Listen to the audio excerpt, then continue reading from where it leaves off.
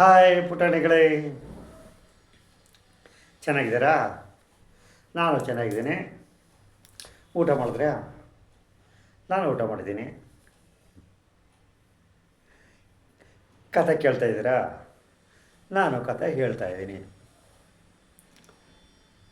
ನೀವು ನನ್ನ ಕತೆಗೆ ಲೈಕು ಕಾಮೆಂಟು ಕೊಡಿ. ನಾನು ನಿಮ್ಮ ಲೈಕು ಕಾಮೆಂಟೆಲ್ಲ ನೋಡ್ತೀನಿ. ಸಬ್ಸ್ಕ್ರೈಬ್ ಆಯ್ತಾ ಇದ್ದೀರಾ? ಹಾಗೆ ಸಂತೋಷ. ಎಲ್ಲ ಸಬ್ಸ್ಕ್ರೈಬ್ ಆದರೆ ಈಗ ಕತೆ ಶುರು ಮಾಡೋಣ. ಪುಟಾಣಿಗಳೇ, ಇವತ್ತು ಸುಂದರವಾದ ಸಿಂಹ ಭೂತವಾಗಿರುವಂಥ ಕಥೆ ಹೇಳ್ತೀನಿ. ದಯವಿಟ್ಟು ಎಲ್ಲ ಚೆನ್ನಾಗಿ ಕೇಳಿ. ಒಂದು ರಾಜಸ್ಥಾನದ ಕಾಡಿನಲ್ಲಿ ಪ್ರಾಣಿಗಳೆಲ್ಲ ತುಂಬ ಸೌಖ್ಯದಲ್ಲಿರ್ತವೆ. ಆ ಕಾಡಿನ ರಾಜ ಸಿಂಹ ಎಲ್ಲನೂ ರಕ್ಷಣೆ ಮಾಡ್ಕೊಂಡು ಕರ್ಕೊಂಡು ಹೋಗ್ತಾ ಇದ್ದಾನೆ. ಹೀಗೆ ಒಂದು ದಿನ ಕಾಡಿನ ರಾಜ ಸಿಂಹ ತನ್ನ ಗುಹೆಯ ಮುಂಭಾಗದಲ್ಲಿ ಎಲ್ಲ ಪ್ರಾಣಿಗಳನ್ನು ಸೇರಿಸ್ಕೊಂಡು ಮಾತನಾಡ್ತಾ ಇರ್ತವೆ. ಆ ಪ್ರಾಣಿಗಳು ತಮ್ಮ ತಮ್ಮ ಅಭಿಪ್ರಾಯದಲ್ಲಿ ಏನೇನು ಬರ್ತದೋ ಅಷ್ಟನ್ನು ಹೇಳ್ತದೆ.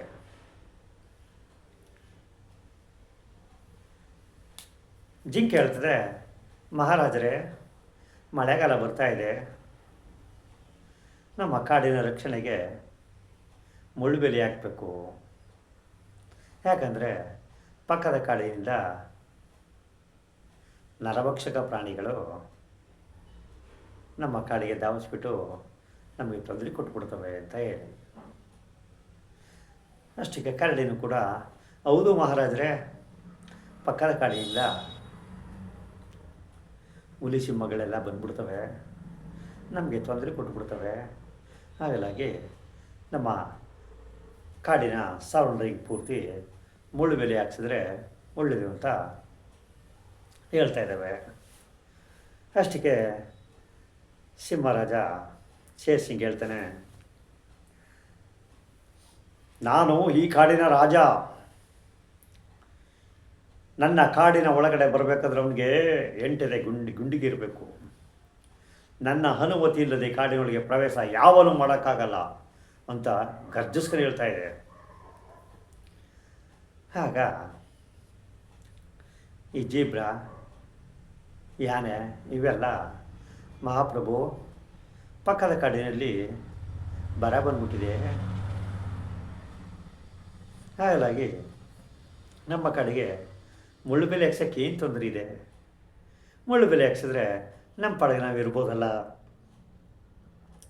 ನಮ್ಮ ಕಾಡಿನ ಪ್ರಾಣಿಗಳು ರಕ್ಷಣೆಯಲ್ಲಿ ಇರ್ತವೆ.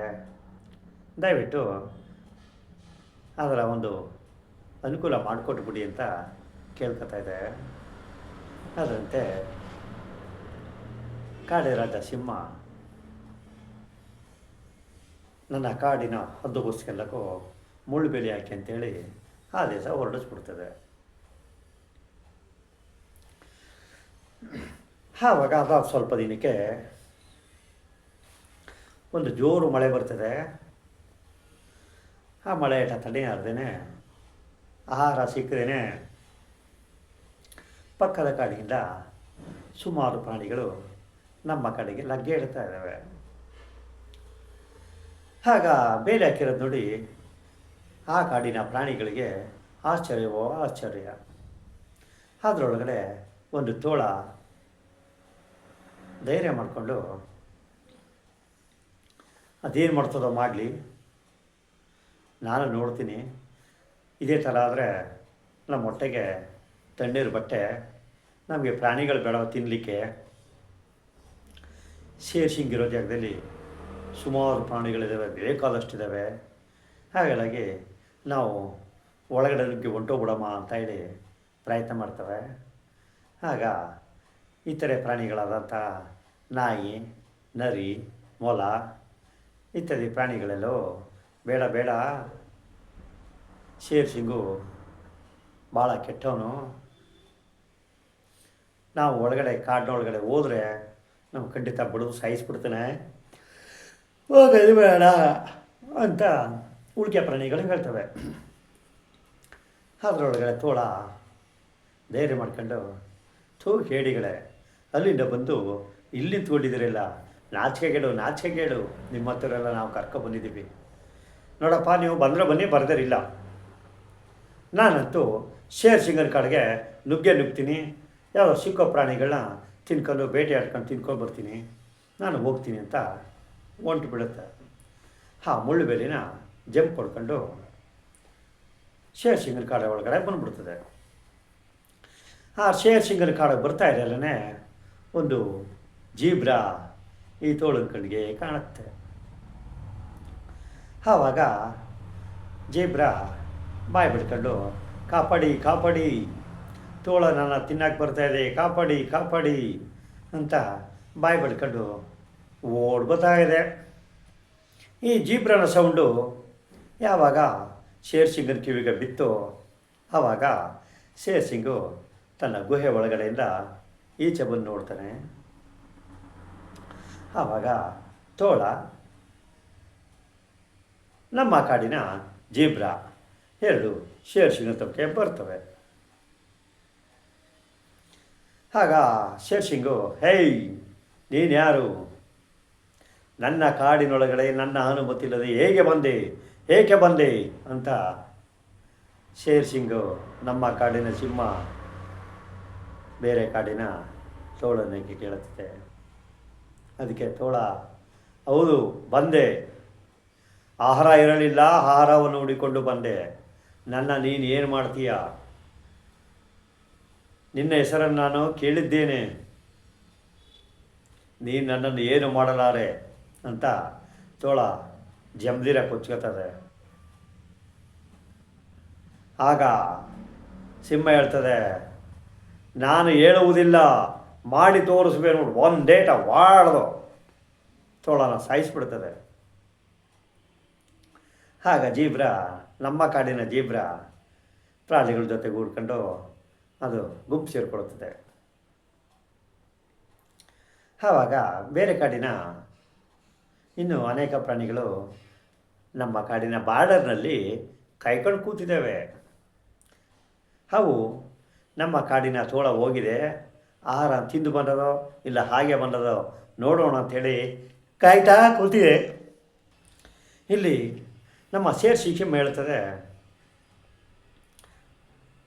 ನಮ್ಮ ಅನುಮತಿ ಇಲ್ಲದೆ ನನ್ನ ಕಾಡೊಳಗೆ ಬರುವವರಿಗೆ ಇದೇ ಶಿಕ್ಷೆ ಆಗುತ್ತೆ ಅಂತೇಳಿ ಆ ತೋಳನ ಕಚ್ಚಿಕೊಂಡೋಗಿ ಆ ಬಾರ್ಡ್ಗೆ ತಗೊಂಡೋಗಿ ಇಟ್ಬಿಡುತ್ತದೆ. ಆವಾಗ ಉಳಿಕೆ ಪ್ರಾಣಿಗಳಿದ್ವಲ್ಲ, ಅಲ್ಲಿವು ಇದರ ಒಂದು ತಮ್ಮ ಜಿಂಕೆಗಳು, ನರಿಗಳು, ನಾಯಿಗಳು ಎಲ್ಲ ಸಣ್ಣ ತೋಳಗಳು ಇವೆಲ್ಲ ಇದ್ವಲ್ಲ, ಅವು ಆಚೆ ನಿಂತಿರ್ತವೆ. ನನ್ನ ಗಮನಕ್ಕೆ ಬರದೆ ನೀವು ಒಳಗಡೆ ಕಾಲಿಟ್ಟರೆ ನಿಮಗೂ ಇದೇ ಗತಿ ಆಗುತ್ತೆ, ಇಲ್ಲಿಂದ ಹೊರಡಿ ಅಂದ್ಬಿಟ್ಟು ರೇಗಾಡುತ್ತೆ, ಕರ್ಚುತ್ತೆ. ಅದನ್ನು ಕೇಳ್ಕೊಂಡು ಆ ಕಾಡಿನ ಪ್ರಾಣಿಗಳೆಲ್ಲ ಹೊರಗಡೆ ಹೋಯ್ತವೆ. ಆವಾಗ ಮುಂದೆ ಹೋಗಿ ನಿಂತ್ಕೋತವೆ. ಆಗ ಆ ಪ್ರಾಣಿಗಳೆಲ್ಲ ಮಾತಾಡ್ಕೋತವೆ. ಜಿಂಕೆ ಹೇಳ್ತದೆ, ಶೇರ್ ಸಿಂಗ್ ಬಹಳ ಕೆಟ್ಟವನು, ಬಹಳ ಬಲಾಢ್ಯ, ಶಕ್ತಿವಂತ, ನಾವು ಗೊತ್ತಿಲ್ಲದೆ ಬಂದ್ಬಿಟ್ವಿ ಅನ್ನತ್ತೆ. ಆಗ ತೋಳ ಹೇಳ್ತದೆ, ಆ ಶೇರ್ ಸಿಂಗ್ ನನ್ನ ತಮ್ಮನನ್ನು ಕೊಂದು ಬಿಟ್ಟಿದ್ದಾನೆ, ಅವನನ್ನು ಸುಮ್ಮನೆ ಬಿಡುವುದಿಲ್ಲ, ನಾನು ಸೇಡು ತೀರಿಸಿಕೊಳ್ಳುತ್ತೇನೆ ಅಂತ ಹೇಳುತ್ತೆ. ಅದರಲ್ಲಿ ಅಲ್ಲಿ ಕಾಡಿನ ಕರಡಿ ಒಂದು ಹೇಳುತ್ತದೆ, ನಾವು ಹೋಗಬೇಡವೆಂದು ಹೇಳಿದ್ವಿ, ಆದರೂ ಕೂಡ ನಿನ್ನ ತಮ್ಮ ನಮ್ಮ ಮಾತುಗಳು ಲೆಕ್ಕಕ್ಕಿಟ್ಟುಕೊಳ್ಳದೆ ಹೋದ, ಸತ್ತ, ಏನು ಮಾಡೋದು ಅಂತ ಕೇಳುತ್ತದೆ. ಆಗ ತೋಳ ಹೇಳುತ್ತದೆ, ನನ್ನ ತಮ್ಮ ಸತ್ತಿಲ್ಲ, ಹುತಾತ್ಮನಾಗಿದ್ದಾನೆ, ನಮಗೋಸ್ಕರ ಪ್ರಾಣಿಗಳನ್ನು ತರಕ್ಕೆ ಹೋಗಿದ್ದ, ಅವನು ಸಾಯಿಸಿಬಿಟ್ಟಿದ್ದಾನೆ, ಅದು ಸತ್ತ ಲೆಕ್ಕವಲ್ಲ, ಹುತಾತ್ಮರ ಲೆಕ್ಕ ಅಂತ ಕೊಬ್ಬರಿಂದ ಹೇಳ್ತಾ ಇದೆ ಅಲ್ಲಿ ತೋಳ. ಆವಾಗ ಈ ಪ್ರಾಣಿಗಳೆಲ್ಲ ಗುಂಪು ಕಟ್ಕೊಂಡು ಸ್ವಲ್ಪ ದೂರ ಹೋಗಿ ನಿಂತಿರ್ತವೆ. ಆಗ ಈ ಪ್ರಾಣಿಗಳೆಲ್ಲ ಸ್ವಲ್ಪ ಮುಂದೆ ಹೋಗಿ ಹೇಳ್ತವೆ, ಶೇರ್ಸಿಂಗನ ಕಾಡಿನೊಳಗಡೆ ನುಗ್ಗಕ್ಕೆ ನಮ್ಗೆ ಆಯ್ತಾ ಇಲ್ವಲ್ಲ, ಇದೇ ಥರ ಆದರೆ ನಾವೆಲ್ಲ ಸುತ್ತೋಗ್ಬಿಡ್ತೀವಿ ಅಂತೇಳಿ ಪ್ರಾಣಿಗಳೆಲ್ಲ ಹೇಳ್ತವೆ. ಆಗ ತೋಳ ಹೇಳ್ತದೆ, ನಾನು ಸಮಯನ ಕಾಯ್ತಾ ಇದ್ದೀನಿ, ಶೇರ್ಸಿಂಗನಿಗೆ ಒಂದು ಗತಿ ಕಾಣಿಸ್ತೀವಿ, ಆಗ ಉಳಿಕೆ ಪ್ರಾಣಿಗಳೆಲ್ಲ ಸಾಯಿಸಿ ತಿನ್ನೋಣ ಅಂತ ಮಾತಾಡ್ಕೋತಾ ಇದ್ದಾವೆ. ಅಷ್ಟರಲ್ಲಿ ಒಂದು ದೊಡ್ಡ ಮಳೆ ಬಿರುಗಾಳಿ ಸಮೇತ ಬೀಸ್ತಾ ಇದೆ. ಭಾಳ ಫುಲ್ ಮಳೆ, ಜೋರು ಮಳೆ. ನಮ್ಮ ಶೇರ್ಸಿಂಗು ಕಾಡಿನಲ್ಲಿದ್ದಂಥದ್ದು ಒಂದು ಬೆಟ್ಟದ ತಪ್ಪಲಿನಲ್ಲಿ ಹೋಗಿ ಮಳೆ ತಡೆಯದೆ ನಿಂತ್ಕೊಳ್ಳುತ್ತೆ. ಆಗ ಗಾಳಿ ಬಿಡೋದಕ್ಕೆ ಬೆಟ್ಟದಿಂದ ಒಂದು ಬಂಡೆ ಜಾರಿ ಶೇರ್ಸಿಂಗನ ಒಂದು ದೇಹದ ಮೇಲೆ ಬಿದ್ದು ಬಿಡ್ತದೆ. ಆಗ ಶೇರ್ಸಿಂಗ್ ನನ್ನನ್ನು ಕಾಪಾಡಿ, ನನ್ನನ್ನು ಬದುಕಿಸಿ, ನನ್ನನ್ನು ಕಾಪಾಡಿ ಅಂತ ಕಿರ್ಚಾಡ್ತಾ ಇದೆ. ಆಗ ಪಕ್ಕದ ಕಾಡಿನಿಂದ ಬಂದಿದ್ದಂತಹ ಶಿಕಾರಿ ಮಾಡಲು ಬಂದಿದ್ವಲ್ಲ ಆ ಪ್ರಾಣಿಗಳಿಗೆಲ್ಲ ಶೇರ್ಸಿಂಗಿಗೆ ಏನೋ ಅನಾಹುತ ಆಗಿದೆ ಅಂಥೇಳಿ ಶೇರ್ಸಿಂಗಿದ್ದ ಜಾಗಕ್ಕೆ ಬರ್ತವೆ. ಆಗ ನನ್ನನ್ನು ಕಾಪಾಡಿ, ನನ್ನನ್ನು ರಕ್ಷಿಸಿ, ನನ್ನನ್ನು ಬದುಕಿಸಿ ಅಂತ ಶೇರ್ಸಿಂಗು ಕೇಳುತ್ತೆ. ಅದಕ್ಕೆ ತೋಳ, ನನ್ನ ತಮ್ಮನನ್ನು ಸಾಯಿಸ್ತಿಲ್ಲ, ಆಗ ಇರಬೇಕಾಯಿತು ನಿನಗೆ, ನಾವು ಈಗ ರಕ್ಷಿಸುವಲ್ಲ, ನಿನ್ನನ್ನು ಬೇಟೆಯಾಡಿ ಸಾಯಿಸ್ತೀವಿ ಅಂದ್ಬಿಟ್ಟು ಹೇಳಿ ಎಲ್ಲ ಪ್ರಾಣಿಗಳು ಒಂದು ರೇಟ್ ಹೊಡೆದ್ಬಿಟ್ಟು ಸಾಯಿಸಿಬಿಡ್ತದೆ. ಸಾಯಿಸಿಬಿಟ್ಟು ಇದರ ಒಂದು ಗುಹೆನಲ್ಲಿ ಇತ್ತಲ್ಲ, ಆ ಗುಹೆದಲ್ಲಿಗೆ ಇನ್ನು ಶೇರ್ಸಿಂಗ್ ಸತ್ತ ಮೇಲೆ ಎಲ್ಲ ಪ್ರಾಣಿಗಳು ಬೇಟೆಯಾಡ್ಬೋದು ಅಂತೇಳಿ ಈಜಾಗಿ ಒಳಗಡೆ ಬಿಟ್ಕೊಂಡು ಅದರ ಹೆಂಡತಿ ಮಕ್ಕಳಿದ್ರಲ್ಲಿ ಹೆಂಡತಿ ಮತ್ತು ಅವರ ಸ್ನೇಹಿತರುಗಳೆಲ್ಲ ಪ್ರಾಣಿಗಳೆಲ್ಲ ಇದ್ವಲ್ಲ ಅಲ್ಲಿಗೆ ಬರುತ್ತದೆ. ಆಗ ಈ ಪ್ರಾಣಿಗಳೆಲ್ಲ ನಮ್ಮ ಕಾಡಿನ ಪ್ರಾಣಿಗಳು ಭಾಳ ಇರ್ತವೆ, ಯಾರು ನೀವು ಯಾಕೆ ಬಂದ್ರಿ ಅಂತ. ಆವಾಗ ನಿಮ್ಮನ್ನು ಬೇಟೆಯಾಡಕ್ಕೆ ಬಂದಿದ್ದೀವಿ, ಶಿಕಾರಿ ಮಾಡಲಿಕ್ಕೆ ಬಂದಿದ್ದೀವಿ ಅಂತ ಹೇಳುತ್ತವೆ. ಆಗ ಶೇರ್ಸಿಂಗನ ಹೆಂಡತಿಯಾದ ಶೇರ್ಣಿ, ನನ್ನ ಗಂಡ ಇನ್ನೂ ಬಂದಿಲ್ಲ, ನನ್ನ ಗಂಡ ಬಂದಿದ್ದರೆ ಇವೆಲ್ಲ ಸಮಸ್ಯೆಗಳು ಬರ್ತಾ ಇರಲಿಲ್ಲ, ಏನಪ್ಪ ಮಾಡೋದು ಅಂತ ಹೇಳಿ ಭಾಳ ದಾರಿನೇ ನೋಡ್ತಾ ಇದ್ದಾವೆ, ಕಾಯ್ತಾ ಇದ್ದಾವೆ. ಸತ್ತಗಿರುಂಡಿ ಎಲ್ಲಿ ಬರ್ತಾನೆ. ಆವಾಗ ಪಕ್ಕದ ಕಾಡಿಂದ ಬಂದಿರುವಂಥ ಸೋಳ, ನರಿ, ನಾಯಿ ಇವೆಲ್ಲ ಪ್ರಾಣಿಗಳು ಕೂಡ ನಮ್ಮ ಕಾಡಿನ ಪ್ರಾಣಿಗಳೆಲ್ಲನೂ ಅಟ್ಯಾಕ್ ಮಾಡಿ ತಿನ್ನಲಿಕ್ಕೆ ಒದಗಾಡ್ತಾ ಇದ್ದಾವೆ. ಆಗ ನಮ್ಮ ಕಾಡಿನ ಪ್ರಾಣಿಗಳು ಎದುರುಬಿಟ್ಟು ಎಲ್ಲ ಔಂತ್ಗಳಕ್ಕೆ ಹೋಗ್ತಾ ಇದೆ. ಆಗ ಜಿಂಕೆ ಒಂದು ಚಿರತೆ ಕಂಡು ಬೀಳ್ತದೆ. ಚಿರತೆ ಆ ಕಾಡಿನ ಚಿರತೆ ನಮ್ಮ ಕಾಡಿನ ಜಿಂಕೆಯನ್ನು ಅಟ್ಟಾಡಿಸಿಕೊಂಡು ಹಿಡಿಯುವಷ್ಟರಲ್ಲಿ ನಮ್ಮ ಶೇರ್ಸಿಂಗಿಗೆ ಭೂತದ ಕಳೆ ಬಂದು ಈ ಚಿರತೆ ಮುಂದೆ ನಿಂತ್ಕೊಳ್ಳುತ್ತದೆ. ಆಗ ಈ ನಮ್ಮ ಕಾಡಿನ ಪ್ರಾಣಿಗಳೆಲ್ಲ ಖುಷಿಯೋ ಖುಷಿ, ನಮ್ಮ ಶೇರ್ಸಿಂಗ್ ಸತ್ತಿಲ್ಲ, ಬದುಕಿದ್ದಾನೆ, ನಮ್ಮನ್ನು ರಕ್ಷಣೆ ಮಾಡಲು ಬಂದಿದ್ದಾನೆ ಅಂತ ಇವೆಲ್ಲ ತಿಳ್ಕೊಂಡಿದ್ದಾವೆ. ಆಗ ಜಿಂಕೆಯನ್ನು ಮುಟ್ಟಬೇಡ ನೀನು ಅಂತ ಶೇರ್ಸಿಂಗು ಹೇಳ್ತದೆ ಚಿರತೆಗೆ. ಆಗ ಚಿರತೆ ಹೇಳ್ತದೆ, ನಿನ್ನನ್ನು ಹೊಡೆದು ಸಾಯಿಸಿದ್ದೀವಿ, ಮತ್ತೆ ಹೇಗೆ ಬಂದೆ ನೀನು ಅಂತ ಚಿರತೆ ಕೇಳ್ತದೆ. ಅದಕ್ಕೆ ಭೂತ ಅನ್ನೋದು ಗೊತ್ತಾಗಿಲ್ಲ. ಆವಾಗ ಕಣ್ಣುಗಳನ್ನೆಲ್ಲ ಕೆಂಪಾಗಿ ಮಾಡಿ ಚಿರತೆ ಹತ್ತತ್ರ ಬರ್ತಾಯಿದೆ. ಸಿಂಹ ನಡುಗೋಯ್ತು. ಏನಪ್ಪ ಶೇರ್ಸಿಂಗ್ ಈ ಥರ ಕಣ್ಣು ಮುಖ ಬಿಟ್ಕೊಂಡು ಬರ್ತಾಯಿದೆ ಅಂಥೇಳಿ ನನ್ನನ್ನು ಕೊಲ್ಲಬೇಡ ಅಂಥೇಳಿ ಕೂಗ್ತಾ ಇದೆ. ಆವಾಗ ಶೇರ್ಸಿಂಗ್ ಹೇಳುತ್ತದೆ, ನಾನು ಇದೇ ಪರಿಸ್ಥಿತಿನಲ್ಲಿದ್ದೆ, ಕಲ್ಲು ಬಂಡೆ ಕೆಡಿಕೊಂಡು ನನ್ನ ರಕ್ಷಿಸಿ ಅಂತ ಇದ್ದೆ. ನೀವ್ಯಾರು ನನ್ನ ರಕ್ಷಿಸ್ಲಿಲ್ಲ, ನೀವೆಲ್ಲ ತಲೆಗೊಂದು ಏಟು ಹೊಡೆದು ನನ್ನ ಸಾಯಿಸ್ಬಿಟ್ರಿ. ಈಗ ನಾನು ಭೂತವಾಗಿ ಬಂದಿದ್ದೀನಿ, ಈಗ ನೀವು ನನ್ನನ್ನು ಏನೂ ಮಾಡೋಕ್ಕಾಗಲ್ಲ, ಈಗ ನಿನ್ನ ಸಹಾಯಕ್ಕೆ ಯಾರು ಬರಲ್ಲ ಅಂಥೇಳಿ ಚಿರತೆಗೆ ಒಂದೇ ಹೊಡೆದೇಟ್ಗೆ ಸತ್ತೋಗ್ಬಿಡ್ತದೆ. ಆವಾಗ ತೋಳು ಸರ್ದಿ ಬರ್ತದೆ.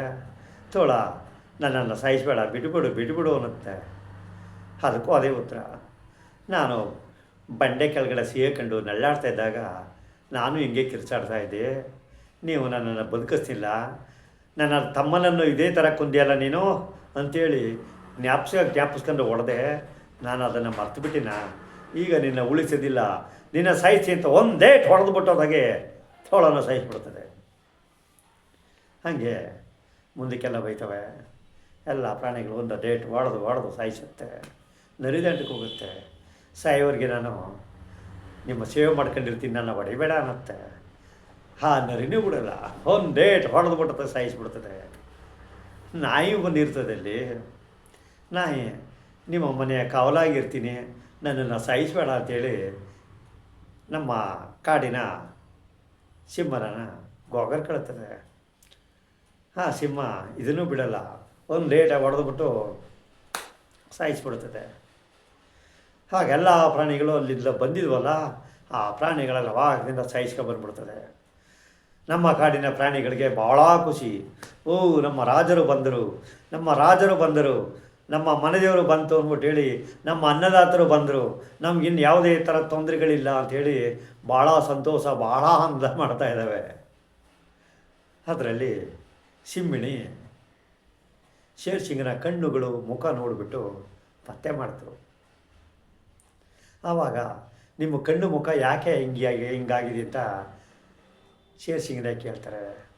ಆವಾಗ ಶೇರ್ಸಿಂಗ್ ಹೇಳ್ತಾನೆ, ನಾನು ಬೆಟ್ಟ ತಪ್ಪಲಲ್ಲಿದ್ದಾಗ ಮಳೆಗೆ ಇಟ್ಟಿಗೆ ತಡೆಯಂತೆ ಬೆಟ್ಟದ ಬಂಡೆ ಅಡಿಲಿದ್ದೆ. ಬಂಡೆ ಮೇಲಿದ್ದ ಜಾರಿ ನನ್ನ ಮೇಲೆ ಬಿದ್ದೋಯ್ತು. ಪಕ್ಕದ ಕಾಡಿನ ಕ್ರಿಮಿ ಪ್ರಾಣಿಗಳು ಬಂದು ನನ್ನನ್ನು ಸಾಯಿಸಿಬಿಟ್ರು. ಈಗ ನಿಮ್ಮ ಮುಂದೆ ನಿಂತಿರೋದು ಶೇರ್ಸಿಂಗಲ್ಲ, ಶೇರ್ಸಿಂಗನ ರೂಪದ ಭೂತ ಅಂತ ಹೇಳುತ್ತದೆ. ಆದರೂ ಎಲ್ಲ ಪ್ರಾಣಿಗಳಿಗೂ ಖುಷಿಯಾಗಿದ್ದ. ಈಗಲೂ ನಮ್ಮ ಶೇರ್ಸಿಂಗು ಜೀವಂತ ಇದ್ದಿದ್ರೆ ಇನ್ನೂ ಸಂತೋಷ ಆಗೋದು ಅಂಥೇಳಿ ಖುಷಿ ಪಡ್ತಾ ಇದ್ದಾವೆ. ಶೇರ್ಸಿಂಗ್ ಹೇಳ್ತಾನೆ, ನಾನು ಈ ಭೂಮಿ ಮೇಲೆ ಇರೋವರೆಗೂ ನಮ್ಮ ಪ್ರಾಣಿಗಳಿಗೆ ಎಳ್ಳಷ್ಟು ತೊಂದರೆ ಕೊಡೋದಿಲ್ಲ. ನಾನು ನಿಮ್ಮೆಲ್ಲರ ಪ್ರಾಣಗಳನ್ನು ಕಾಯ್ಕೊಂಡು ನಾನು ಇರ್ತೀನಿ, ನಿಶ್ಚಿಂತೆಯಿಂದ ಇರಿ ಅಂತ ಶೇರ್ಸಿಂಗು ಹೇಳ್ತದೆ. ಅದಕ್ಕೆ ಸಿಂಹಿಣಿ ಹೇಳ್ತಾಳೆ ಕಿವಿಲಿ ಮೆಲ್ಲ ಬಂದು, ರೀ, ನಾನು ಅಮ್ಮ ಇದ್ದೀನಿ, ನೀನು ಅಪ್ಪ ಇದ್ದೆ ಅಂತ ಶೇರ್ಸಿಂಗಿ ಹೇಳ್ತದೆ. ಆಗ ಶೇರ್ಸಿಂಗು ಭಾಳ ಸಂತೋಷ ಪಟ್ಟುಬಿಡ್ತದೆ. ಹೌದು, ನಾನು ಅಪ್ಪ ಆಗ್ತಾಯಿದ್ದೀನಾ ಅಂತೇಳಿ ಭಾಳ ಖುಷಿಯಿಂದ ಎಲ್ಲ ಪ್ರಾಣಿಗಳನ್ನು ಕರೆದುಬಿಟ್ಟು ಹೇಳ್ತದೆ, ನೋಡಿ, ನಾನು ಅಪ್ಪ ಆಗ್ತಾಯಿದ್ದೀನಿ, ಮುಂದೆ ನನಗೆ ಮಗಳು ಯಾರಾದರೂ ಆದರೆ ನನ್ನ ಮಗನ ನೀವೆಲ್ಲ ಸೇರಿಕೊಂಡು ಉತ್ತರಾಧಿಕಾರಿಯಾಗಿ ಮಾಡಬೇಕು, ಮುಂದಿನ ರಾಜನನ್ನಾಗೆ ಮಾಡಬೇಕು ಅಂತ ಕೇಳ್ಕೊತವೆ. ಅದಕ್ಕೆ ಆ ಪ್ರಾಣಿಗಳೆಲ್ಲ ಭಾಳ ಖುಷಿಪಟ್ಟು ನಮ್ಮ ಮುಂದಿನ ಉತ್ತರಾಧಿಕಾರಿ ನಮ್ಮ ಶೇರ್ಸಿಂಗನ ಮಗನಿಗೆ ಮಾಡಬೇಕು ಅಂಥೇಳಿ ತಮ್ಮ ಎಲ್ಲ ಅಭಿಪ್ರಾಯಗಳನ್ನ ತಿಳಿಸ್ತವೆ. ಸ್ವಲ್ಪ ದಿನಗಳು ಕಳೆದ ಮೇಲೆ ಸಿಂಹಿಣಿ ಒಂದು ಗಂಡು ಸಿಂಹಕ್ಕೆ ಜನ್ಮ ಕೊಡ್ತಾಳೆ. ಜನ್ಮ ಕೊಟ್ಟಾಗ ಖುಷಿ ಕಾಡಿನ ಪ್ರಾಣಿಗಳಿಗೆಲ್ಲಕ್ಕೂ ಭಾಳ ಸಂತೋಷ. ನನ್ನ ಮುಂದಿನ ಉತ್ತರಾಧಿಕಾರಿ ನಮ್ಮ ಶೇರ್ಸಿಂಗನ ಮಗನಿಗೆ ಕೊಡಬೇಕು ಅಂತೇಳಿ. ಆಗ ಅದು ಸ್ವಲ್ಪ ದಿನಗಳಿಗೆ ಬೆಳೆದು ದೊಡ್ಡವನಾಗ್ತಾನೆ. ದೊಡ್ಡವನಾದಾಗ ಒಂದು ಸಭೆ ಕರೆದುಬಿಟ್ಟು ಪ್ರಾಣಿಗಳೆಲ್ಲ ಹೇಳ್ತವೆ, ನೋಡಿ, ಶೇರ್ಸಿಂಗನ ಕೊನೆಯ ಆಸೆ ನನ್ನ ಮಗನ ಮುಂದಿನ ಉತ್ತರಾಧಿಕಾರಿಯನ್ನಾಗಿ ಮಾಡಿ ಅಂತ ನನಗೆ ಹೇಳಿದರು. ಅದರಂತೆ ಈಗ ನಮ್ಮ ಶೇರ್ಸಿಂಗನ ಮಗನ್ನೇ ನಾವು ಮುಂದಿನ ರಾಜ ಉತ್ತರಾಧಿಕಾರಿಯನ್ನಾಗಿ ಮಾಡ್ತಾಯಿದ್ದೀವಿ ಅಂತ ಉತ್ತರಾಧಿಕಾರಿಯನ್ನಾಗಿ ಮಾಡಿ ಎಲ್ಲ ಹರ್ಷೋದ್ಗಾರ ಚಪ್ಪಾಳೆಗಳನ್ನ ಬಡ್ಕೊಂಡು ಪ್ರಾಣಿಗಳೆಲ್ಲ ಖುಷಿಯಾಗಿ ಎಂಜಾಯ್ ಮಾಡ್ತಾಯಿದ್ದಾವೆ. ಇದನ್ನು ನೋಡಿದಂತಹ ಶೇರ್ ಸಿಂಗನ ಆತ್ಮ ಅದಕ್ಕೆ ಭಾಳ ಸಂತೋಷವಾಗುತ್ತದೆ. ಇನ್ನು ನನ್ನ ಮಗ ಮುಂದಿನ ಉತ್ತರಾಧಿಕಾರಿ, ನನ್ನ ಪ್ರಾಣಿಗಳಿಗೆಲ್ಲ ರಕ್ಷಣೆ ಕೊಡುವಂಥ ಮಗನಾಗಿದ್ದಾನೆ, ನನಗೆ ಯಾವುದೇ ಒಂದು ಆತಂಕ ಇಲ್ಲ, ಭಯ ಇಲ್ಲ ಅಂಥೇಳಿ ನೆಮ್ಮದಿಯಾಗಿ ಇದರ ಆತ್ಮ ಭೂಮಿ ಬಿಟ್ಟು ಮಾಯ ಆಗ್ಬಿಡ್ತದೆ. ಆಗ ಎಲ್ಲ ಪ್ರಾಣಿಗಳಿಗೂ ಭಾಳ ದುಃಖ ಉಂಟಾಗುತ್ತೆ. ನಮ್ಮ ಶೇರ್ಸಿಂಗು ನಮ್ಮ ಮೇಲೆ ಎಷ್ಟೋ ಆಸೆ ಇಟ್ಟಿದ್ದ, ನಮ್ಮ ಪ್ರಾಣಿಗಳೆಲ್ಲ ತಮ್ಮ ಮಕ್ಕಳಾಗಿ ನೋಡ್ಕೋತಾ ಇದ್ದ, ಮುಂದಿನ ಉತ್ತರಾಧಿಕಾರಿಯಾಗಿ ಮಾಡೋ ತನಕ ನಮ್ಮ ಜೊತೆಯಲ್ಲೇ ಸ್ಪಂದಿಸ್ಕೊಂಡಿದ್ದ ಅಂಥೇಳಿ ಎಲ್ಲ ಪ್ರಾಣಿಗಳು ದುಃಖಿತರಾಗ್ತಾ ಇದ್ದಾರೆ. ಒಂದು ಕಡೆ ಸಂತೋಷ, ಅದರ ಮಗನನ್ನಾಗಿ ಉತ್ತರಾಧಿಕಾರಿ ಮಾಡಿದ್ರು ಅನ್ನೋ ಸಂತೋಷ, ಒಂದು ಕಡೆ ಶೇರ್ ಸಿಂಗು ಕೈ ಬಿಟ್ಟಂದಲ್ಲ ಅಂಥೇಳಿ ದುಃಖ. ಹೀಗೆ ಪ್ರಾಣಿಗಳ ಜೀವನ ನೆಟ್ಕೊಂಡು ಹೋಗ್ತಾ ಇರ್ತದೆ. ಇಲ್ಲಿಗೆ ಈ ಕತೆ ಮುಗೀತು. ಮತ್ತೆ ಸಿಗೋಣ ಮುಂದಿನ ಕಥೆಯೊಂದಿಗೆ. ಮತ್ತೆ ನಾವು ಬರೋದೇ ನಾಳೆ.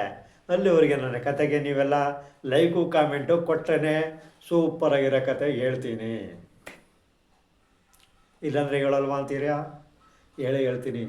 ನೀವು ಲೈಕ್ ಕೊಡೋದು ನಿಮ್ಮ ಕರ್ತವ್ಯ, ನನ್ನ ಕತೆ ಹೇಳೋದು ನನ್ನ ಕರ್ತವ್ಯ. ಡನ್. ನಾಳೆ ಇದೇ ಟೈಮ್ ಕಾಯ್ತಾಯಿರಿ ಮುಂದಿನ ಕಥೆಯೊಂದಿಗೆ. ಬಾಯ್.